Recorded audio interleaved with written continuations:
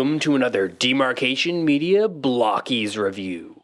Today we're going to be taking a look at the Classic Class Bumblebee. This guy is from Rise of the Beasts, although technically I guess he could be from the Bumblebee movie as well, but he didn't get this look till the end of the movie, so Rise of the Beasts. This was sent to me by Blokees. If you want to get this guy or any of the other figures in their lineup, I will put a link in the description for you to go and get them. Huge thank you to them for providing this.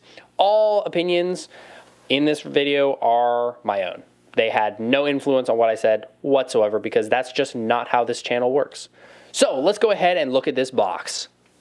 As usual, the box looks absolutely fantastic. It's all holographic. We get the Autobot symbol. We got B in an action pose. We get to see his eyes light up. Now there is some like rust on the edge here, like some brown dirt and whatnot CG'd on there. Makes me really wish that they did that actually on the figure. I noticed Blokees tends to do that where they'll almost make it look like he's going to come with weathering, but it's actually just a part of the box art. I wish they actually would put the weathering on there. Around the side, we can see B's accessories. Around the back, we get to see B fighting Scourge because there are parts that go with Scourge. And then we just get to see the runners. And then this side is very display worthy and it looks fantastic. I love all these boxes. And there's B all put together. The build process is really fun, very simple. You don't need any tools. So let's go ahead and do some comparisons with him. So the first comparison I want to make is with a Mega figure. This is just a custom dude I threw together. And the size is actually pretty darn good. Like compared to Bumblebee from the Bumblebee movie, this is pretty much spot on, I would say. And this looks great. Like I am looking forward to doing photos with these guys together because the size to me is pretty much perfect. And then, of course, we got to bring in the Rise of the Beast Optimus Prime. B is shorter, but not that much shorter. I think he should be significantly shorter. Although, I guess this Optimus just should be taller because he's just kind of chibi. I do like his size, but yeah, he just definitely needs to be smaller.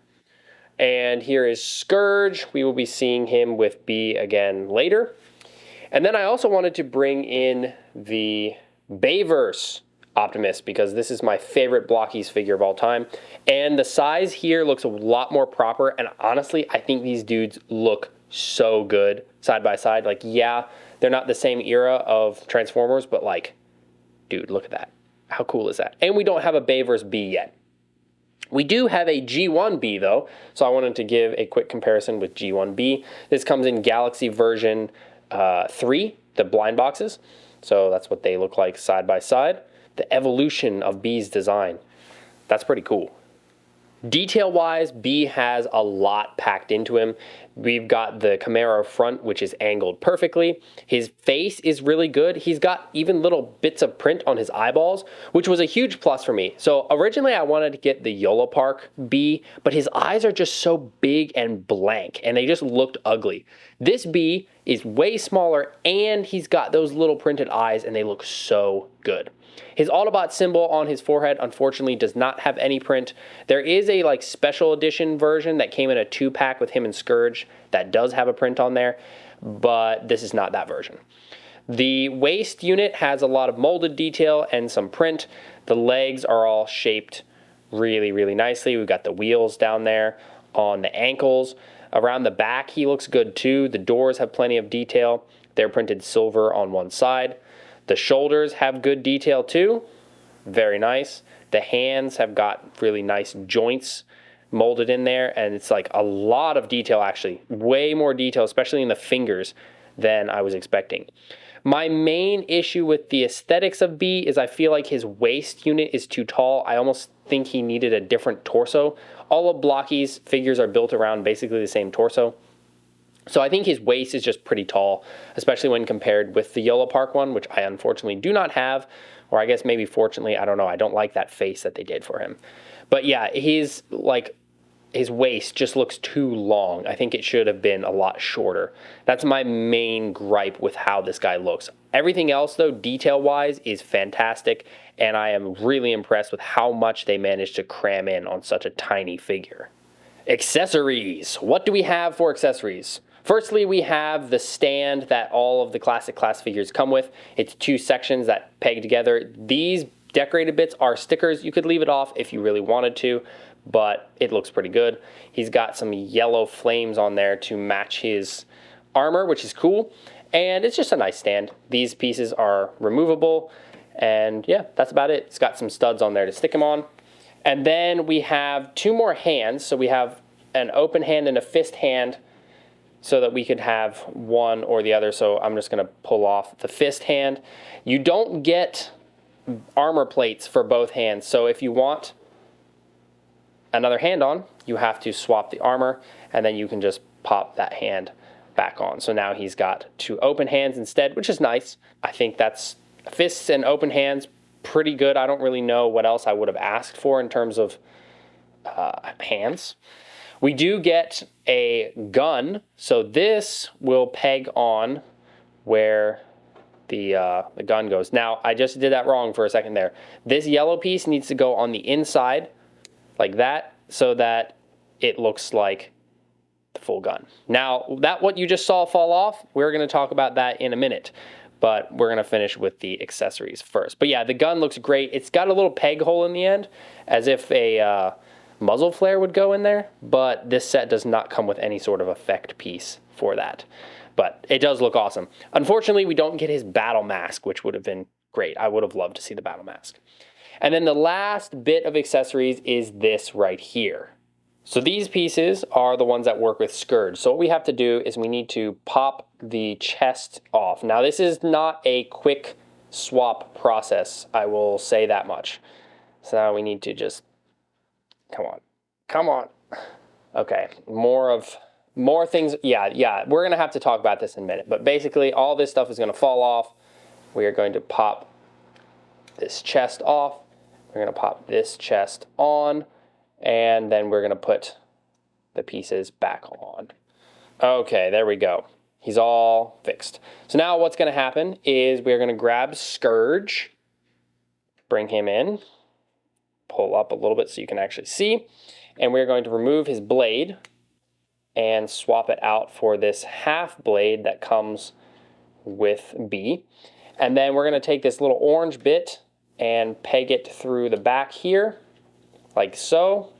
And then Scourge's blade plugs in like this. So you can recreate the scene in Rise of the Beasts where Scourge just absolutely obliterates Bumblebee.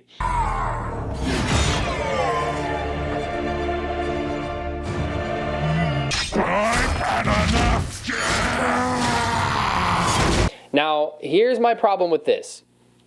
You don't get any sort of stand to hold him up, so Scourge tends to have a hard time holding B in the air. Like, he's kind of doing it right now, but these joints don't often have enough friction in them to hold it up, especially on the blade. So you can kind of see he sags a little bit. So posing-wise, it's a little bit of a pain. Now, I suppose you could get, like, B's feet kind of on the ground like that. So it's a cool gimmick. It's one that if you want to really display them like this, that'll be great. But yeah, swapping these pieces are, whoa, it's a pain. It's just really a pain. And if you leave this one on, now he's got a bit of a belly button, and I think that looks a little weird. So I think that was a cool bit of functionality between the two figures. I think the joints being tighter would have really made this feature super valuable. Now let's talk articulation and my complaints. So they kind of go hand in hand. For the shoulders, we get pretty much straight out, elbows a little bit past 90. The hands can go down pretty far, upward not as much, but you can get a full rotation. With the gun on, you get zero posing with the wrist. It just is there. So that's fine though, that's normal. Waist is a full 360 if you want that. His head can go from side to side, but it gets stuck and it like, okay, I guess you can get a full 360. Yeah, something about this neck joint, it's really stiff and kind of sticks on itself. I haven't had that with any of the other figures, just B. I don't know why. The door wings can be angled independently, so you can have him do the 4 wings sort of a thing, but they do tend to pop out pretty darn easily. As you pose them, these will just slowly peg out and fall off. That's one of my complaints. These tires on the back here, they're not supposed to move, but they do fall off as you kind of go. The hips, you can get up to about there. Bend at the knee is about 90. Then you can get a pretty nice forward and back and side to side with the feet. Now, there is a posable tire there, and then this little piece of armor can move as well to help cover things up. But the way that they put it, you plug it upwards. So if you accidentally push down, it's going to pop out of place. I'm not sure why they didn't do it the other way and have gravity kind of help keep it in place, but I don't know. That's just what they did.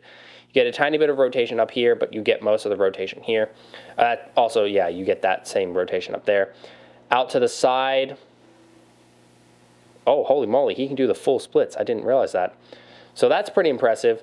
And then out to the back is also pretty impressive. So he's got good posing. The real problem that I have with him is that his armor bits just fall off so easily, especially the shoulder, the door wings and the tires back here, and these hip pieces. The pegs they just don't quite have enough clutch to stay in. So as you're posing him, bits will fall off. Even his face tends to separate a little bit as you're posing, and then like that just came right off. So he's a bit more fiddly as a result, and that disappointed me somewhat because I was really looking forward to this guy, and I really do like him, but the posing just isn't as fun because of how much falls off. So honestly, I would almost recommend you glue some of these pieces in place. You don't have to, but I would recommend it. Mainly the shoulders and the tires on the back. The door wings, you could put some glue on the pegs to make them tighter. And the head, I suppose you could glue bits of the head on as well. But yeah, that was my main complaint with this guy. He likes to fall apart. Not the major bits, just the armor, so he'll just end up as a metal skeleton. Yeah, not great, and I have not really encountered this with any of the other Blokees. And I was almost expecting to encounter it with like Bayverse Prime because there's so many pieces, but no, Bayverse Prime is solid as a rock. Just poor B here, just his armor wants to come off. The last feature I wanted to talk about is the light up feature because this is a classic class figure and that's the gimmick for the classic class figures. So the way that you operate it is you always just give him a flick and that works. Now you can see it glowing through the back of his head somewhat. I think the battery on mine might be going a little bit. I've had him lit quite a bit because it looks really cool.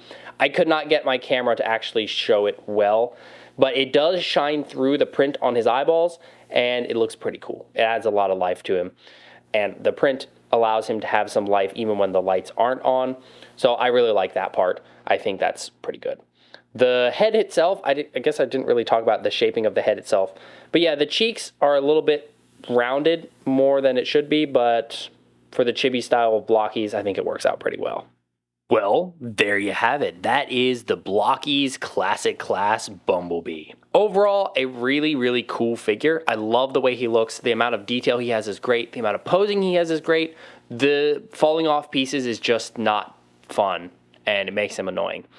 That might not happen for everybody's, but just be aware if you get this guy, you may need to do some gluing and keep him together.